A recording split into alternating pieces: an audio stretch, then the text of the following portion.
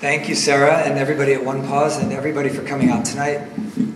Old friends, and it's great to be back in Ann Arbor, and it is the first time that Ken's ever let me read with him. So it's sort of hard to put into words how wonderful it is to be here tonight. I think, unfortunately, Sarah, I think all the funny poems are gone because I had kids.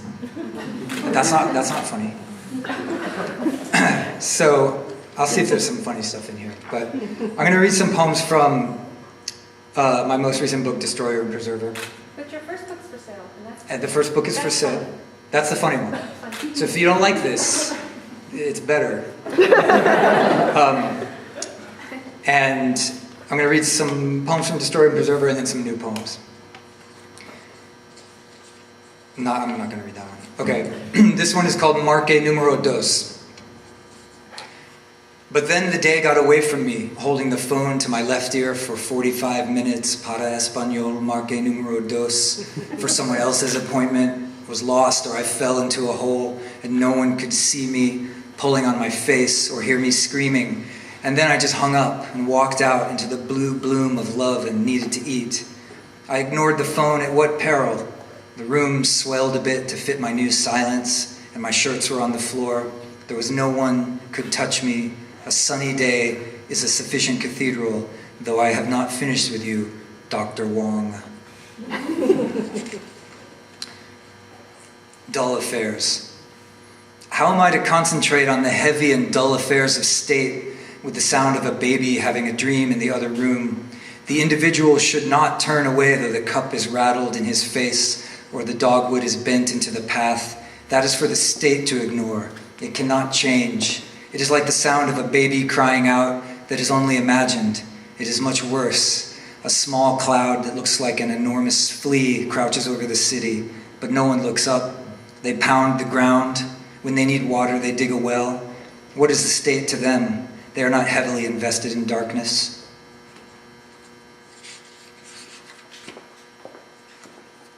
Poem for music's distractions. I wasn't paying attention and ate all the leftover pork tenderloin. Through a crashing surf of sleep, the baby is drenched, and in my dreams I got down to the work I'd put off. N looked at me oddly. It really shook me. I returned to my chamber and locked the door and trembled. In the morning, the cold air around the window welcomes me back. Eric Satie, as performed on guitar, sparkles against the glass. My wife says, I hate the winter, lying on the carpet. All around me, demons clasp their hands behind their backs and smile. That was hours ago. I'm still full. Maybe I'll make some popcorn. I'm lightning swift. I leap into bed. I wrap the sheets around my neck. In the stars, a great tortoise hangs its head and begins to sing.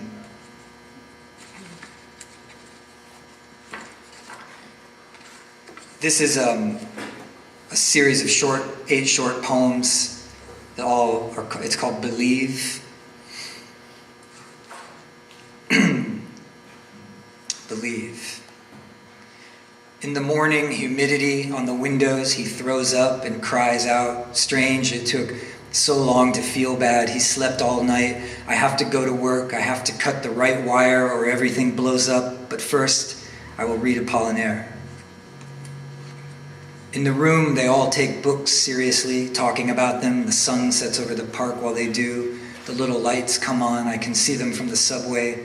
I'm reading The Sleepers on the way to Brooklyn. A spooky girl passes in another train.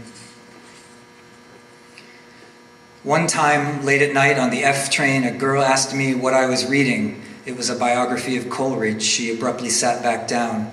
What is my true fate? It's a good life. The magnolia scrapes the window. My love is crossing the river. I was on a blanket in the park with my daughter. I saw a plane make a turn you don't usually see. I notice everything and have lived here a long time. Black, unmarked vehicles appeared in front of the bagel place. A part of me wants oblivion. A woman with too many teeth is a mother at my son's school. I back away. The sun is terribly bright on her. She smiles at me. I look down at the sidewalk. I'm a little hungover. That night, they rise from their table and steal my car. Motherfucker stole my car, And that was my grandma's car. I liked how it looked here in the city with some stickers on it. The police just nodded. It had my grandfather's 3-pound hammer in the trunk. There's no place on the form to put this. The joke newspaper said, and I mean the one that admits it is a joke, that hundreds of millions of people you will never talk to disagree with you like a bell. My face started to twitch. I pushed my daughter through a city I still believed in. How come the body rejects the medicine when it is good? No one knows. No one has ever come back to tell us if it hurts. Everyone is worried they'll raise taxes. I thought of a gentler way to rid us of the ants. We could just wait.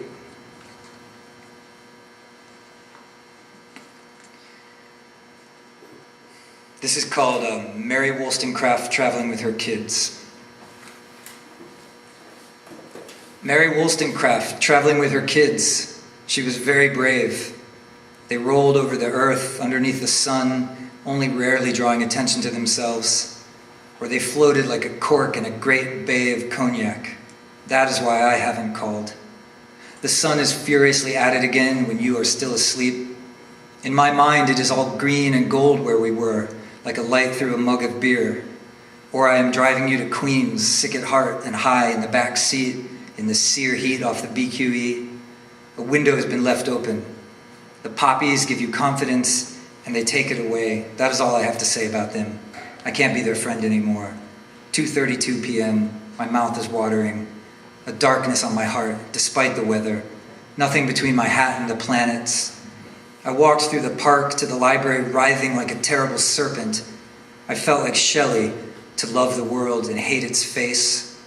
Then Planned Parenthood called. I gave them $50 more. This calmed me down, to stay out of the fight, but to egg it on.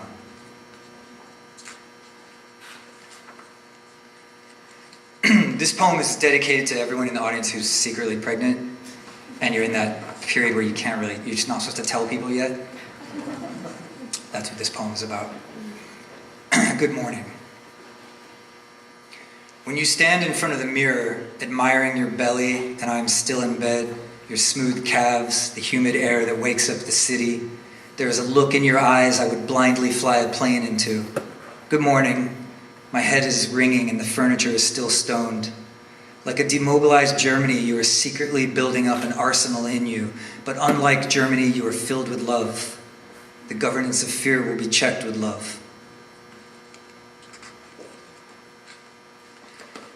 This is the last poem in the book. It's called Wu Wei. Why isn't it easy to sit still, I said, spreading blue cheese on a date. It's easy to sit here, but everyone wants everything to be perfect and cry when they can't make it happen, I said. And he said, he forgot what he was going to say, but it was going to be something about compassion falling back on the earth in a white rain of petals. And she said, Wu what? Like water, I said, yielding to the rock but wearing it down. Like you, he said, meaning me. And she said, like how? Like given the choice to do something stupid or sit in a chair, everyone leaps up with their eyes ablaze, he said, when the greatest art is to turn back, which she thought about while I considered a little pickle. Their desire is killing them, he said, and everyone else, she added, which is why we turn back from the sky, he said, to them with our hands to gently lay them on their foreheads, which sometimes works, I said, if dreams work.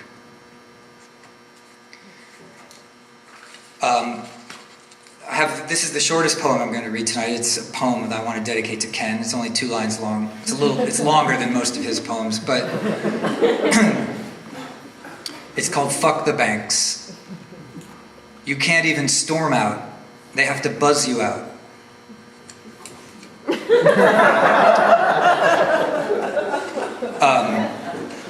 So I'm going to read some...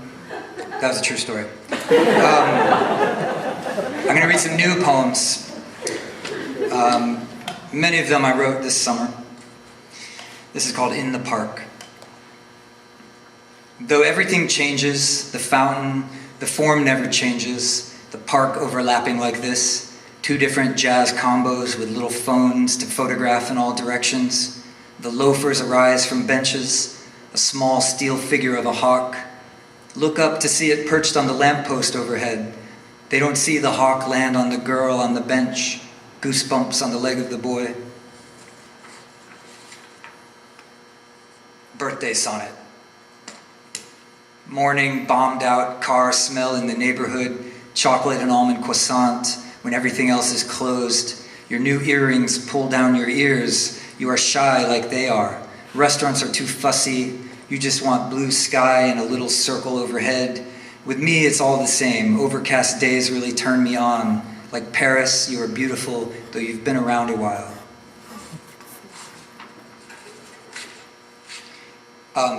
These are a couple poems, 4, I think.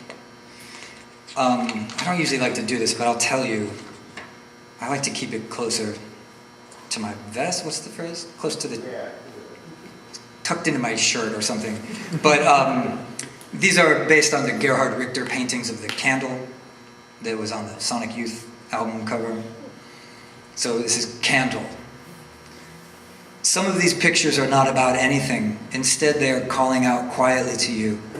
Or they are not unlike a smell, a hazy idea that everyone has and ignores. Candle 2. This painting is like a faint smell and is not very bright, though it is a candle that has not been arrested, that is not being led to the chamber. It just had its reality wiped away a little in a very dry room where children are a little antsy, and outside it has been raining very casually for 2 weeks. Candle 3. This painting casts the idea of light on the other paintings. In reality, it is like a child singing along with a song in a movie to be swept up by the family and hurried out of the gallery into the rain. Candle 4. One out-of-focus flame, rub your eyes, you can't fix it. Dimly you see a man hanged in his cell by his crimes, and not quite photographed, more like remembered.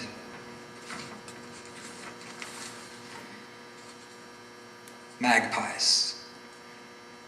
3 long-fingered magpies confer on the lawn. It seems clear a fantasy baseball game played with stuffed animals because of melancholy, and rain from the channel goes tumbling overhead on a blanket, staring closely at the grass again. The boat coming down the canal has a motor that kills the mystery, and disembarking children stir up the birds. A line of bright pennants blows across the pilot house. A little rain falls into the world. The captain has to wear a tie. That's the second saddest poem I've ever written. Because he had to wear a tie. Summer poem. The French woman glistens under the pavilion, though Paris is dusty, and everyone's shoes look like ghosts. The lavender looks a little deadly, like a thoughtful prison under Beaux-Arts pillars. The whole city wants to go home. The buildings want to crawl back into the quarry. In the tunnels of the metro, Clark has left his mark.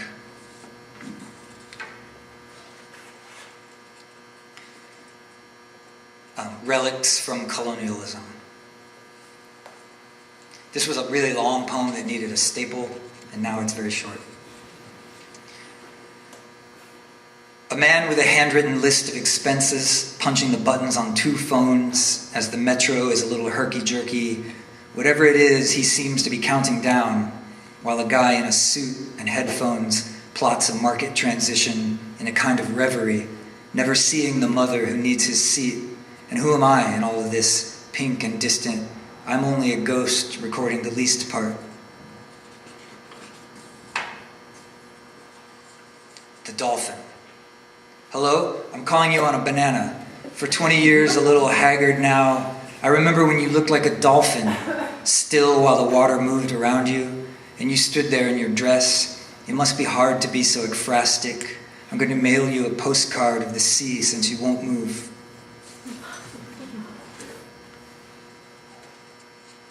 The dreams.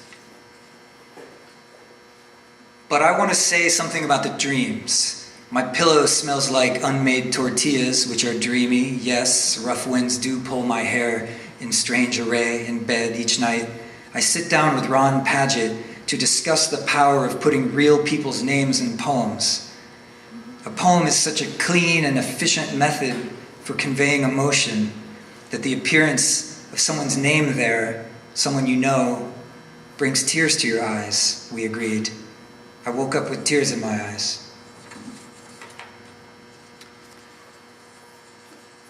A garden which I fear.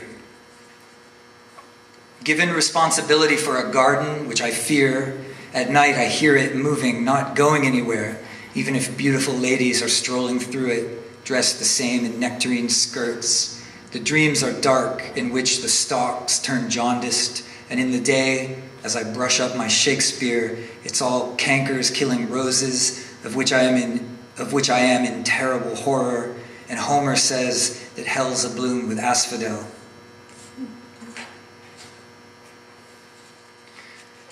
This poem, part of this poem is on the postcard that you can pick up on the way out. Pavilion of Leaves. Central Park in a pavilion of leaves with extra sauce for midday is only a snack and a photograph of cold cherries like a young woman's legs softly peeling after burning, a penny whistle in the distance with the piping children's voices, which are distant peace in a breeze, two white butterflies trying so hard.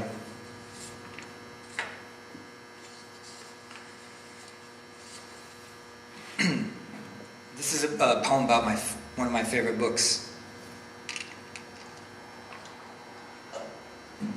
It's called Rain. Reading the book Rain again, there isn't enough rain in it. Outside, the blue flowers, whose names I don't know, shine in a strange wet light. I remember when M was so sad, I was jogging through the rain around the park. It was just barely spring. The woods were lovely, dark and deep, and in a little cluster were those blue flowers. They seemed among the trees to be our friendship, or something strangely out of place on earth.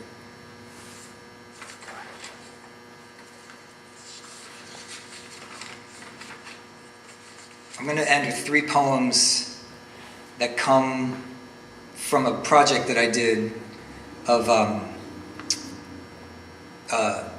it was a hypnagogic project. I don't know if you guys know what that word is. You should know what that word is because you've all had this experience. It's the period right between waking and sleeping where most often people see visions or maybe hear voices. And I really like that feeling. So I decided I would train myself to wake myself back up out of that and write down all the things I heard being said in my head. Because it really seemed like somebody else was talking. And it turned out that the lines that I wrote down were terrible. And I would never have said them. And they often didn't even make sense or they were very boring. And I kept this journal for over a year. And I got 100 of them. And then once my wife, she saw me doing this every night. And then once my wife was tidying up and she found the journal and was open to a page that in a bad scrawl, because I wrote them in the dark, it just said, "Seahorses are awesome." And she was like, "Really? That's what you're working on?" But seahorses are awesome. They swim with their ears and... So I wrote this whole manuscript called Seahorses Are Awesome. And it's 100 poems, and the first line of every poem is one of the hypnagogic lines. Bernadette Mayer has an amazing book where, this is not an original idea. Bernadette Mayer has done this too. So I'm going to read 3 of these from Seahorses Are Awesome. Number 34. Yesterday could do a better job of explaining that than I could. The mist pulls away from the bridge and there's a body lying twisted out of its boots in a very sophisticated pose.